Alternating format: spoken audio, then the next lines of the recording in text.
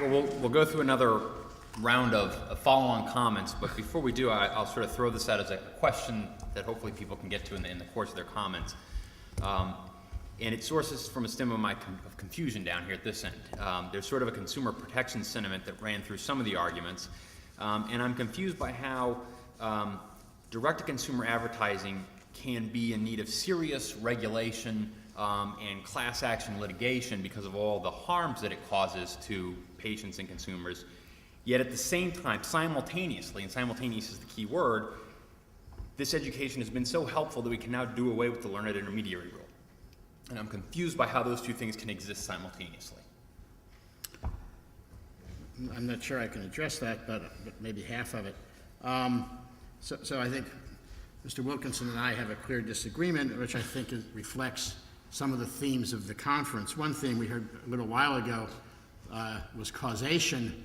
How do we measure causation? And Mr. Wilkinson, being an attorney, like many in this room, measures causation in terms of anecdotes and says Vioxx was bad and this drug was bad and that drug was recalled. We just heard there are 11,000 drugs out there and 23 or 27 have been recalled. Most drugs are not harmful. That's the other basic disagreement I think we have. I think overall, being sort of a heavy guy who doesn't like to exercise and takes my Lipitor, I think drugs are a good thing. Overall, I think drugs provide great benefits to consumers. So in a way, a lot of what Mr. Wilkinson said I agree with. He said this leads to more consumption of drugs. Well, if drugs overall are useful, then more consumption of drugs is a good thing. And in my paper, in the paper that you have, we cite a fair amount of evidence on cost benefits of drugs, and we conclude that overall, most drugs, most of the time, on average, provide substantially more benefits than costs. And if that's true, then advertising drugs and getting more drugs to be sold is overall generally a useful thing. Some drugs that may not be true for. Vioxx, we heard, I don't know how many, I heard 27,000 heart attacks, I heard 80 to 100,000 heart attacks. It was probably a harmful drug, although there are many people who think that it should not have been recalled because there are many arthritis patients who apparently can't benefit from any other drug and would be willing to accept the risk. But nonetheless, there was probably too much advertising of Vioxx and some harm. But on the other hand, advertising the statin drugs has saved many, many more lives than have been lost by Vioxx. So you can't just say, here's a bad example, we should ban the whole thing. And the data, I think, is fairly clear. The data is that overall, drugs are good. We can find anecdotes, we can find particular stories. This drug may not be good, that drug may be overprescribed. One drug we heard was not approved for a certain use. Not approved, of course, doesn't mean the same thing as not appropriate. And we heard that good drugs will sell themselves, but again, they can only sell themselves if patients know that there's a good drug out there. You can't know, a good hair drug, which wouldn't do me any good, but a good hair growth drug can only grow hair if you know that the drug is available and you know to ask your physician about it. So to say you don't have to advertise drugs that are good assumes that people are in contact with physician and asking them questions, but that may not always be the case. And I gave several examples of kinds of information that people could use. But the basic disagreement, I think, quite clearly is Mr. Wilkinson thinks overall selling more drugs is bad, and I think overall selling more drugs is good. His beer analogy, I think, points that out. If we think beer is bad, then selling more beer may not be useful, but if we think beer is bad and drugs are good, then the analogy completely dissolves. I'm not really sure how to speak to the role of beer, actually. But you introduced it. I did introduce it in a conflict of interest kind of area.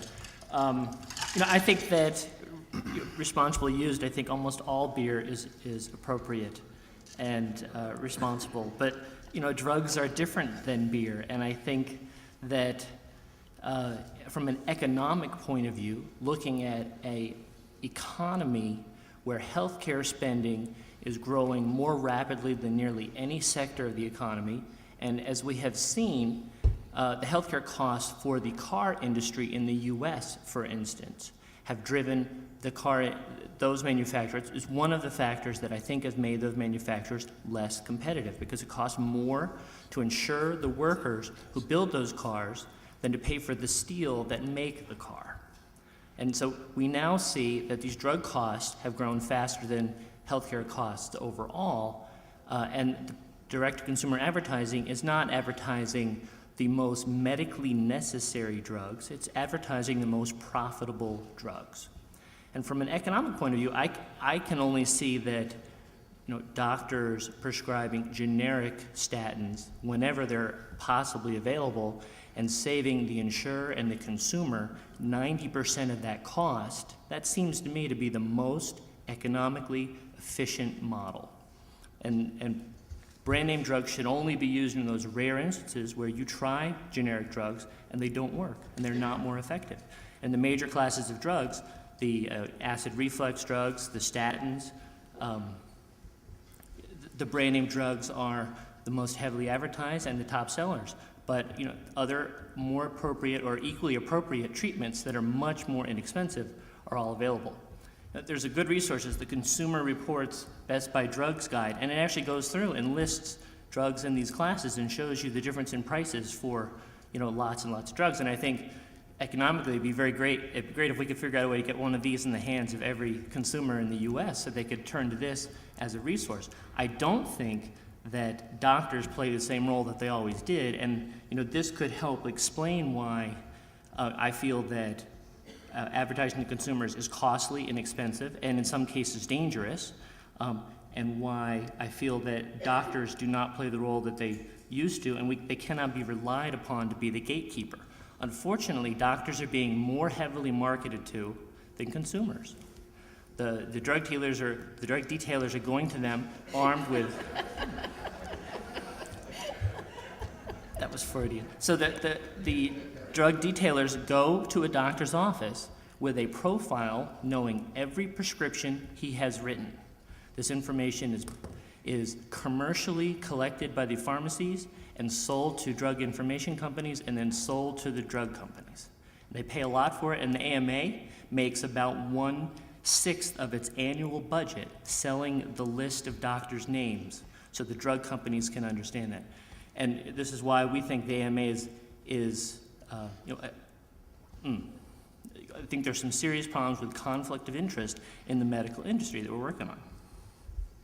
I volunteered to go next to last to give Janet a fair chance to go last because she went ahead of me and I had a chance to go after her, so I'll do it in reverse. To try to answer your question, I think there's something you've probably heard all day long. It's fairly fundamental, and that is we have a free market private enterprise system for developing and marketing drug therapies. Markets are not perfect. They have all kinds of friction at the edges. Things are not perfect, but it's like democracy. It's the worst of all systems except for all the others. So I think one of the things we've got to learn is if we're going to have a free market system and money's going to come in from private investors, they're going to have to make a profit. They will seek to make a profit. What we have to judge overall is whether that profit-seeking private enterprise produces new therapies, better treatments, and better health results. And yes, you have to pay for it, but I think the question is whether there's something so different about this product from all the other products we depend upon in our daily lives that we've got to classify it and say, no, we're going to socialize this, because that's the ultimate result of saying that every time you see a wrong, you've got to sue about it.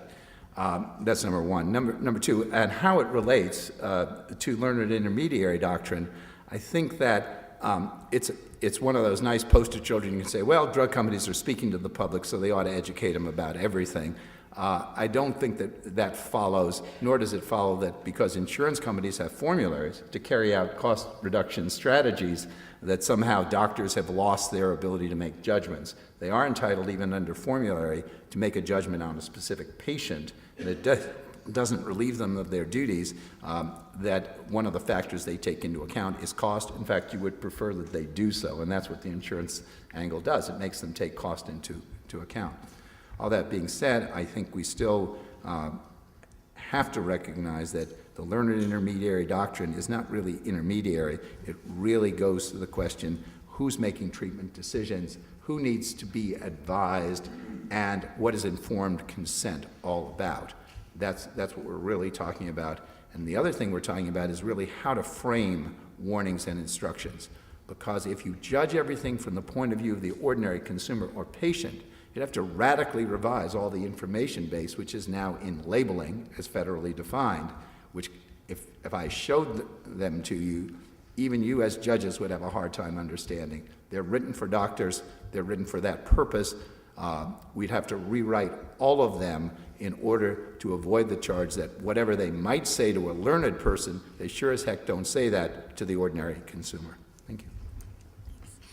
Well, again, I think I would go back to the fact that when you fill a prescription at the pharmacy, in my experience, you get a list from the pharmacist of side effects to watch for. And I don't think that this idea that warnings or labels are provided to the doctors excludes the possibility that you can also communicate with patients. It shouldn't be a mutually exclusive thing. We don't have to pick between one or the other. There's perfectly reasonable ways to communicate to the patients themselves. And I think one of the real big problems we have now, and you touched on it a little bit, is a lot of the new products coming on the market are just there because the old products had their patents expire. And you saw the stuff earlier about the blockbuster drugs. There's no reason to go from Prilosec to Nexium, except that Prilosec went off patent. And the same thing with Fen-Phen, when they went from Pondamin to Redux. That was the same exact thing, split the molecule in half, get the effective part out there, so we can still have something that's on patent. So what you have is a drive to push and market new drugs, and they're not necessarily better, and they're not necessarily safer. In the area of birth control, the birth control pills that came out in the 80s, which were called the second generation pills, second generation progestins, were very safe products compared to the stuff in the 60s and compared to what they're selling today. You're now into the third and fourth generation progestins, they're more dangerous. Why are we selling drugs that have a higher risk of blood clots now than the ones that are already available and generic? And the answer is real simple. It's because they're not on patent, and the big drug companies can't make money unless they're selling a drug that's patented. And so I think that in terms of these warnings, if you're the patient that goes in and you find out, we were talking about Vioxx or you're talking about Baycol, you have a drug that's within a class of drugs, and within that class, you're being prescribed the most dangerous drug of the choices. The patient should be allowed to know that. And right now they don't know it. And a lot of times they don't know because the doctor may not be aware either that this big risk exists. But, it shouldn't be this catch-22 in the litigation. If the drug company, for instance, knows that this particular type of birth control is more dangerous than the other choices available to you, why should they be able to say, well, we told the doctor there might be a doubling of the risk of blood clots, and the doctor says, I didn't care, it was the minimal risk, and the patient's going, wait a minute, I could have taken the other pill. If I would have known, I would have said, why do I want to take something more dangerous? Give me the generic that's cheaper and safer. So to have this concept that entire litigation is shut down, you don't get compensated, you don't get made whole for the stroke that you had because of this little catch that we only have to warn the doctor directly. That's the problem that I see with the learned intermediary defense. Yes, Judge Carr? This is the best system. Why can I not buy my drugs from Canada?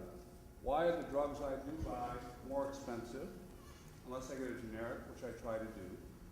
And isn't the drug industry, in its most basic function, one of the most heavily subsidized by taxpayer dollars, namely research into the new drugs that we're all going to get?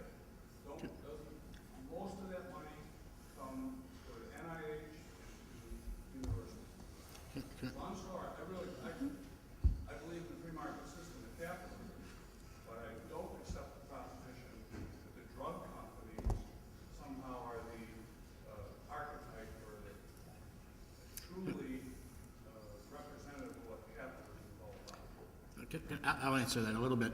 First of all, NIH does some of the basic research, but the most recent estimates are it costs about $1 billion to get a drug approved, to get it through the FDA approval process. NIH doesn't spend that money.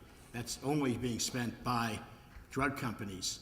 Why are drugs cheaper in Canada? Two reasons. One, there's some evidence that drugs are cheaper in part because they have a cheaper liability system, less litigation over drugs than we have, and that explains part of the difference. Another part is that basically the Canadians are free riding on our research and development. The U.S. does most of the research and development for drugs. Other countries keep prices low, and they're able to get the drugs because we pay for the R&D, and so the drugs become sometimes regulated. Drug companies that are selling the drugs in Canada, charging them Because the profit, first of all, because the profit maximizing price in different countries is different. Different countries have different levels of income. The drug companies are better off selling some drugs as long as they're covering marginal costs than they would be selling no drugs to Canada. And secondly, because sometimes prices are regulated in other countries. Canada regulates some drug prices. Again, the drug companies decide that they're better off selling the drugs at some profit over marginal cost rather than not selling them at all. Oh, go ahead. Question Wait, for wait, Mr. Rain. Yes. Can we finish responding? I'm sorry. Sure. Yeah, just real quick, I'm sorry. I just wanted to add to this concept too, that, and it was touched on this morning, Big Pharma has really turned into a commercial operation to sell drugs, not to develop drugs. And the developing drugs are being done, as you said, by NIH or by these startup companies that are in California looking at the genetic things, and that's where new drugs are being developed. If they find something that's good, then they license it to Big Pharma. Almost every one of the major pharmaceutical companies right now, the CEO is someone who came out of marketing. In fact, we take their depots. They start off as detail men, and they work their way up to the top of the company. It used to be, and we went up this morning, that historic thing on Merck. You know, it was doctors and biochemists and pharmacologists who ran these companies. We used to call them ethical pharmaceutical companies. I haven't heard anybody say that in 10 or 15 years. And it's because what they do is they market. So it's a lot more profitable to go cure baldness and to get a patent for that than to cure Lou Gehrig disease. And again, that concept of orphan drugs. So really, in terms of where's our society on this, drug companies are in business, as you said, it's an economic thing to make money. They're not really in business to cure disease. And Okay, I we just want to, need I want to get one more change question that. in before we're out of time, but he was in before the I'm time sorry. ran, so I want to get the question in. I'll try to keep it short. You mentioned comment K to the restatement, and I wonder if you can say a couple more words about that, and in particular, how many states have adopted it, and is it a defense to all branches of strict liability, or just duty to warn but not defect? Well, you know, I think that it is, I haven't taken account of the states. It's widely accepted, but there are states that, certainly in the Rimbert decision, that court predicted that New Mexico would not honor comment K. I think the same is true in Oregon. It's a state-by-state measure. But I think that the principle behind it, that is that these products are unavoidably unsafe. They cannot be manufactured in ways which preclude all risk of injury, is very hard to dispute. I mean, Dr. Wolf said it today, too. You can't get into the human body and put in something that is not naturally there to achieve one effect without running the risks that other effects that you don't want will occur.